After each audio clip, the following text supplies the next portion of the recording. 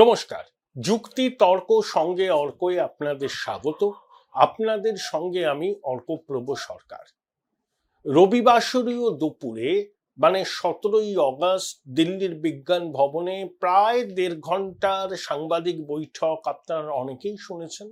নির্বাচন কমিশনের ফুল বেঞ্চ।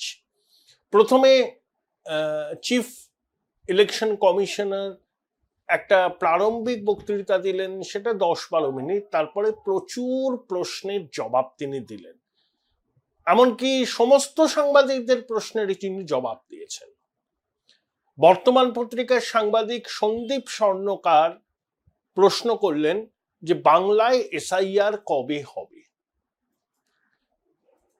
জ্ঞানেশ কুমার উত্তর দিলেন যে তিনি তার কলিগদের সাথে কথা বলে যথাশীঘ্র সম্ভব বিষয়টা সম্পর্কে অবহিত করবেন। অর্থাৎ বাংলায় যে এসআইআর হচ্ছে সেই সিদ্ধান্তটা হয়ে গিয়েছে, তারিখটা ঠিক হয়নি।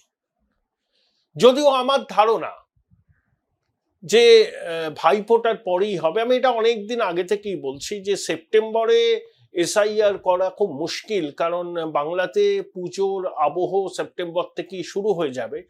সেই সময়ে এসআইআর এর মতো একটা বড় কর্মকাণ্ড শুরু করা নির্বাচন কমিশনের পক্ষে সম্ভব নয়, সময়োচিত নয়, বাস্তবোচিত নয়। তাই উৎসবের মরশুম শেষ হবে, ধরুন ছট পুজো টুজো পেরিয়ে গেল, জগদ্ধাত্রী পুজো হয়ে গেল, ভাইফোঁটা হয়ে গেল, তারপর স্পেশাল ইন্টেন্সিভ রিভিশন হবে। একটা কথা দিনের আলোর মতো পরিষ্কার, স্পেশাল ইন্টেন্সিভ রিভিশন হওয়ার পরেই কিন্তু বাংলায় নির্বাচন হবে। এখন রাজ্য সরকার যেরকম রণংদেহী মূর্তি নিয়েছে, তাতে একটা জিনিস স্পষ্ট যে নির্বাচন কমিশনও কিন্তু তাদের অবস্থান থেকে সরে আসবে না। যতই খোকাবাবু 1 লক্ষ লোককে নিয়ে কমিশনের দপ্তর ঘেরাও করার হুমকি দিক, যতই বলুন না কেন, একজন নাম যদি বাদ যায় তাহলে তারা বুঝিয়ে দেবেন তাদের কত ক্ষমতা। দিদিমণি একটা প্রশাসনিক সভায় বীরভূম থেকে বিএলওদের উদ্দেশ্য করে বলেছিলেন যে নির্বাচন কমিশন ক্ষণিকের অতিথি, রাজ্য সরকার ছিল, রাজ্য সরকার আছে, রাজ্য সরকার থাকবে, অর্থাৎ তিনি আবার ক্ষমতায় ফিরবেন। এবং বিএলওদের কার্যত প্রচ্ছন্ন হুমকি যে তিনি যা চাইবেন সেভাবেই যেন ভোটার তালিকা এই সংশোধনের কাজটা হয়। নির্বাচন কমিশন আছে, ঠিক আছে, তাদের নির্দেশকে প্রাপ্যের অতিরিক্ত গুরুত্ব দেওয়ার কোনো প্রয়োজন নেই। এখন বিষয়টা হচ্ছে যে এসআইআর হলে লাভ কি বা ক্ষতি কি। দেখুন, এসআইআর হলে সব থেকে ক্ষতির মুখে পড়বে তৃণমূল কংগ্রেস, এটা নিয়ে কোনো সন্দেহ নেই। এবং ভুয়ো ভোটার, মৃত ভোটার, একাধিক জায়গায় নাম তুলে রাখা ভোটার, অবৈধ বাংলাদেশি অনুপ্রবেশকারী যারা পরিচয়পত্র কোনো মতে জুটিয়েছেন, মানে জালি পরিচয়পত্র, সেটা দিয়ে ভোটার তালিকায় নাম তুলেছেন, সেগুলো সব বাদ যাবে। সীমান্তবর্তী অঞ্চলের বিধানসভা কেন্দ্রগুলোতে 2009 সালে যে সংখ্যক ভোটার ছিলেন, 2024 সালে কোথাও 50%, কোথাও 55%, কোথাও 60%-এর কাছাকাছি ভোটার সংখ্যা বৃদ্ধি পেয়েছে। অস্বাভাবিক বললেও কম বলা হয়। মানে এর পিছনে যে বিস্তর জল আছে, এটা যে কোনো সাধারণ মানুষই বোঝে। প্রবীণ সাংবাদিক পরঞ্জয় গো ঠাকুরদা প্রশ্ন করেছিলেন যে বিহারের এসআইআর করা নিয়ে নির্বাচন কমিশন এত তাড়াহুড়ো করছে কেন? এখন তো বর্ষার মরশুম, বন্যা টন্যাও হয়, স্বাভাবিকভাবেই এখানে তো মানুষের দুর্ভোগ বাড়ে, এই সময় এরকম একটা এক্সারসাইজ করার যৌক্তিকতা কি? নির্বাচন কমিশন লোপ্পা বল দিয়েছিলেন পরঞ্জয় বাবু, একেবারে বাউন্ডারির ওপারে গিয়ে ফেলেছেন বলটাকে। জ্ঞানেশ কুমারের বক্তব্য, এর আগেও যখন বিহারে এই স্পেশাল ইন্টেন্সিভ রিভিশন হয়েছিল, সেটা শুরু হয়েছিল 14ই জুলাই, শেষ হয়েছিল 14ই অগস্ট, মানে ভরা বর্ষার মধ্যে হয়েছিল। এবং সংবিধান নির্বাচন কমিশনকে ক্ষমতা দিয়েছে, এবং জনপ্রতিনিধিত্ব আইনেও বলা আছে যে নির্বাচন সম্পাদন করতে গেলে একটা নির্ভুল ভোটার তালিকা দরকার। সেই জন্য নির্বাচনের আগেই তো ভোটার তালিকা সংশোধন হবে, প্রতি বছরই হয়। প্রতি বছর ভোটার তালিকায় সংযোজন বিয়োজন হয়, কিন্তু স্পেশাল ইন্টেন্সিভ রিভিশন আরো বড় মাপের কর্মযজ্ঞ, যেখানে সমস্ত কটা আসপেক্টকে খতিয়ে দেখা হয়। এখন যারা এসআইআর বাতিলের দাবিতে সুপ্রিম কোর্টে গিয়েছিলেন তাদের মুখ পুড়েছে। এসআইআর বাতিল হচ্ছে না। সংবিধানের 324 থেকে 329 ধারা যদি পড়েন তাহলে স্পষ্ট সবাই বুঝতে পারবেন নির্বাচন কমিশনের কি প্রভূত ক্ষমতা। এবং সুপ্রিম কোর্ট এটা বলেছে যে 65 লক্ষ নাম প্রাথমিকভাবে বাদ গেছে। কেন বাদ গেছে, তাদের নাম কি, তাদের বাসস্থান কোথায়, সে সম্পর্কে বিস্তারিত তথ্য নির্বাচন কমিশনকে প্রকাশ করতে হবে। জ্ঞানেশ কুমার বলেছেন সুপ্রিম কোর্টের নির্দেশের পর 56 ঘন্টার মধ্যে এই প্রক্রিয়া সম্পাদন করা হয়েছে। আধার কার্ডকে প্রামাণ্য নথি হিসাবে বিবেচনা করতে হবে, সুপ্রিম কোর্ট এই কথাটা বলেছে। তাতেই হুক্কা হুয়া রবে তৃণমূল কংগ্রেস নেমে পড়েছে, আইএনডিআই এ জোট নেমে পড়েছে। প্রথম কথা, সুপ্রিম কোর্ট এখনো বলেনি যে আধার কার্ডকে প্রামাণ্য নথি হিসাবে সব ক্ষেত্রে গ্রহণ করতে হবে। নির্বাচন কমিশন হলফনামা দিয়ে জানিয়েছে কেন আধার কার্ড এবং রেশন কার্ডকে তারা প্রামাণ্য নথি হিসাবে বিবেচনা করতে রাজি নয়। তাদের মতে আধার কার্ড হলো সরকারের ওয়েলফেয়ার স্কিমগুলোর সুবিধা কারা পাবেন সেটা নিশ্চিত করার একটা পরিচয়পত্র, এবং আধার আইনে স্পষ্ট করে বলা আছে আধার কোনো নাগরিকত্বের প্রমাণ নয়। সুপ্রিম কোর্ট কি বলেছে, যে 65 লক্ষ মানুষের নাম বাদ গেছে, তারা যদি আবেদন করতে চান যে ভুলভাবে বাদ গেছে বা নতুন করে নাম তুলতে চান, তাহলে তারা আধার কার্ড দাখিল করতে পারেন। That's all. এটার মানে এই নয় যে এসআইআর হলে আধার কার্ডকে প্রামাণ্য নথি হিসাবে গ্রহণ করার নির্দেশ দিয়েছে সুপ্রিম কোর্ট। যে 65 লক্ষ মানুষের নাম বাদ গেছে বিহারে প্রাথমিকভাবে এসআইআরে, তারা যদি আবেদন করতে চান পুনর্বিবেচনার জন্য, তারা নথি হিসাবে আধার কার্ড ব্যবহার করতে পারে। এবং নির্বাচন কমিশন কাল খুব আক্রমণাত্মক ভঙ্গিতেই ছিল। দেখুন, তারা যে যুক্তিগুলো দিয়েছে সেই যুক্তিগুলো অকাট্য। নির্বাচনের ফল বেরোবার পর কারোর যদি মনে হয় যে গন্ডগোল আছে, ম্যালপ্র্যাকটিস হয়েছে, তিনি 45 দিনের মধ্যে আবেদন করতে পারে। এবং এই যে খসড়া তালিকা বুথ লেভেল এজেন্টদেরও দেওয়া হয়েছিল, কমিশন বলেছেন যে বুথ লেভেল এজেন্ট বা জেলা নেতৃত্বের প্রতি তথাকথিত রাজনৈতিক দলগুলোর কি ভরসা নেই? তারা যখন এই প্রক্রিয়ায় সামিল হয়েছিলেন, অধিকাংশ ক্ষেত্রে তাদের যখন কোনো আপত্তি নেই, তখন গজদন্ত মিনারে বসে থাকা রাজনৈতিক দলের নেতারা যাদের বাস্তব সম্পর্কে ধারণা নেই, তারা উদ্ভট অভিযোগ করছেন। এবং রাহুল গান্ধীকে কমিশন চ্যালেঞ্জ করেছেন, আপনি যে বলছেন ভোট চুরি, হলফনামা দিয়ে জানান, তাহলে তো তদন্ত হবে। আর যদি না জানান তাহলে বুঝতে হবে আপনি মানুষকে বিভ্রান্ত করছেন এবং জনদেবতার কাছে ক্ষমা চাইতে হবে। জ্ঞানেশ কুমার এটাও বলেছে যে নির্বাচন কমিশনের কাঁধে বন্দুক রেখে সাধারণ ভোটারদের টার্গেট করছে কিছু রাজনৈতিক দল।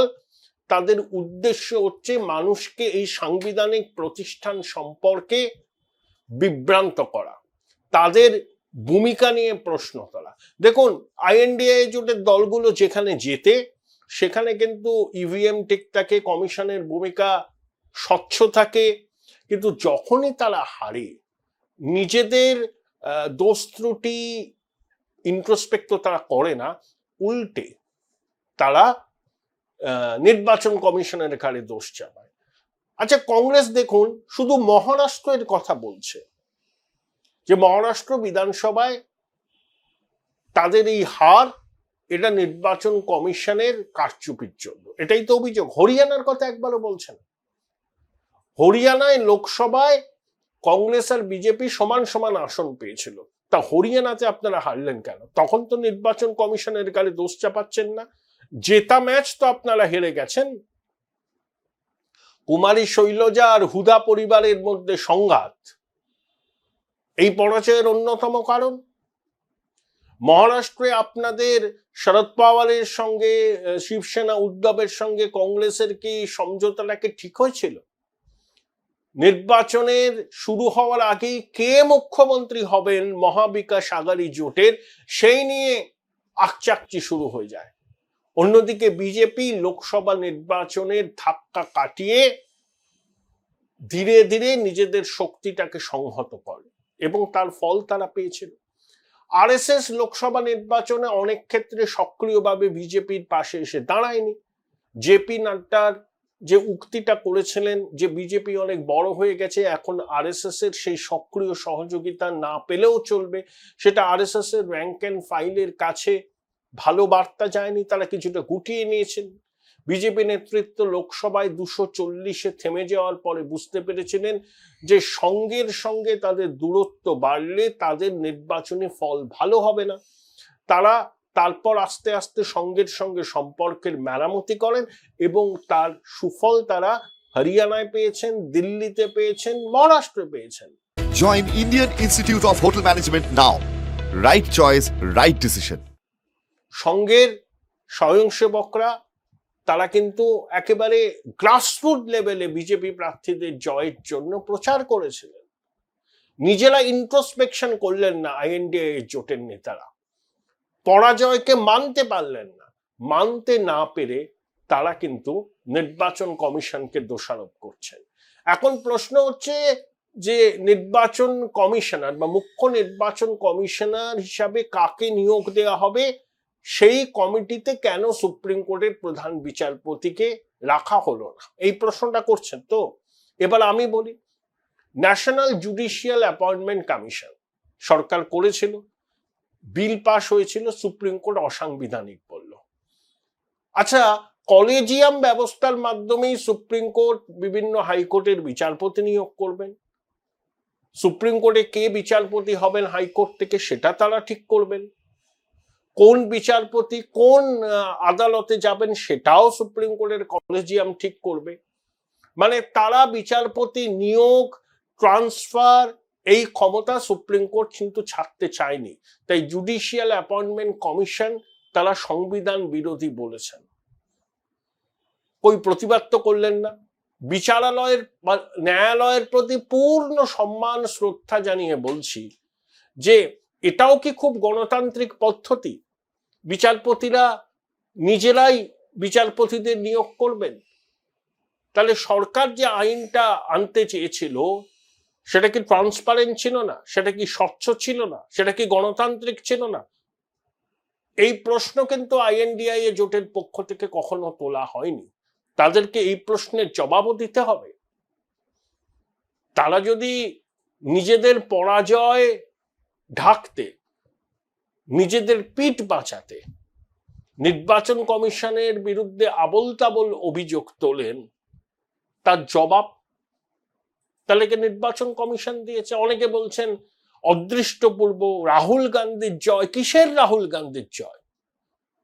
Rahul Gandhi Peter Pan who retains youthful nature throughout his life, যে কখনো বড় হয় না। বিহারে শোচনীয় পরাজয় হবে কংগ্রেসের। আগের বার 70টা আসনে লড়ে 19টা পেয়েছিল। তার তুলনায় সিপিআইএমএল এর ফল ভালো হয়েছিল, দুই বামপন্থী দলের ফল ভালো হয়েছিল, আরজেডির ফল ভালো হয়েছিল। আরজেডি যদি বেশি সংখ্যক আসনে লড়তো তাদের ফল আরো ভালো হতো। কিন্তু কংগ্রেস নিজেদের বাস্তবতা না বুঝে বেশি সংখ্যক আসনে লড়ে নিজেদের মুখ পুড়িয়েছে। সাসারাম থেকে রাহুল গান্ধী ভোটাধিকার যাত্রা শুরু করেছেন, খুব ভালো। সাসারাম জগজীবন রামের কেন্দ্র ছিল, কংগ্রেসের খুব শক্ত ঘাঁটি ছিল। মীরা কুমার ওখান থেকে জিতেছিলেন, একসময় ছেদি পাসওয়ান জিততেন। কংগ্রেসের যে দু একটা স্ট্রং হোল্ড এখনো আছে তার মধ্যে সাসারাম। কিন্তু আপনি ভোট চুরি, কমিশন বিজেপির সঙ্গে হাত মিলিয়ে ভোট চুরি করেছে, এই অ্যালিগেশন আপনি করছেন, আপনি একটা ন্যারেটিভ তৈরি করার জন্য করছেন। ঠিক যেভাবে লোকসভা নির্বাচনের আগে সংবিধান খতরে মে হ্যায় বলে করেছিলেন। এই ভ্রান্ত ন্যারেটিভকে নির্বাচন কমিশন ফুৎকারে উড়িয়ে দিয়েছে। দেখুন, একটা বড় কর্মযজ্ঞ করতে গেলে ভুল ত্রুটি হয়, দেখতে হবে ভুল ত্রুটি অনিচ্ছাকৃত না ইচ্ছাকৃত। বিহারে এসআইআর করতে গেলেও ভুল ত্রুটি হয়েছে, সেই ভুল ত্রুটি সংশোধনের সময় আছে, কেউ বলছে না যে একদম নির্ভুল হয়েছে, কিন্তু একটা মাস উইন্ডো তো আছে। যার যা আপত্তি সে সেখানে জানা, তাদের আপত্তি যদি গ্রহণযোগ্য হয়, যদি নথি দিয়ে তারা তাদের আপত্তির কথা জানান, বলেন যে না আমাদের নাম বাদ দেওয়াটা ভুল হয়েছে, তাহলে নিশ্চয়ই কমিশন সংশোধন করবে। কমিশন বারবার করে এই কথাটাই বলছে। কিন্তু কমিশন ভোট চুরি করছে। নির্বাচন কমিশন একটা সাংবিধানিক প্রতিষ্ঠানে তো সংবিধানকে চ্যালেঞ্জ করছে। আইএনডিআইএ জোটের নেতারা, রাহুল গান্ধী, যিনি একটা মিনি সংবিধানের সংস্করণ হাতে নিয়ে ঘুরে বেড়াতেন না, যে তিনি সংবিধানের রক্ষাকর্তা, এরকম দ্বিচারিতা মানুষ কিন্তু গ্রহণ করবেন না। এবং তৃণমূল কংগ্রেসও একটা জিনিস স্পষ্ট করে জেনে নিক, এসআইআর হবে, এসআইআর ছাড়া ভোট হবে না। যদি রাজ্য সরকার এসআইআর করতে বাধা দেয়, পরিকাঠামোগতভাবে অসুবিধা সৃষ্টি করে, নির্বাচন কমিশনকে হুমকি দেয়, তাদের দপ্তর ঘেরাও করার কথা বলে, সর্বত্র অসহযোগিতা করে, তাহলে এই সরকারের মেয়াদ শেষ হয়ে যাওয়ার পর রাষ্ট্রপতি শাসন জারি করে এসআইআর হবে, তারপর নির্বাচন হবে। নান্য পন্থা এছাড়া অন্য কোনো পথ নেই। আমি বিশ্বাস করি সাংবিধানিক প্রতিষ্ঠানের উপর সবার সম্মান রাখাটা জরুরি, ভরসা রাখাটা জরুরি। সাংবিধানিক প্রতিষ্ঠানগুলো সিজারের পত্নীর মতো সব সন্দেহের ঊর্ধ্বে।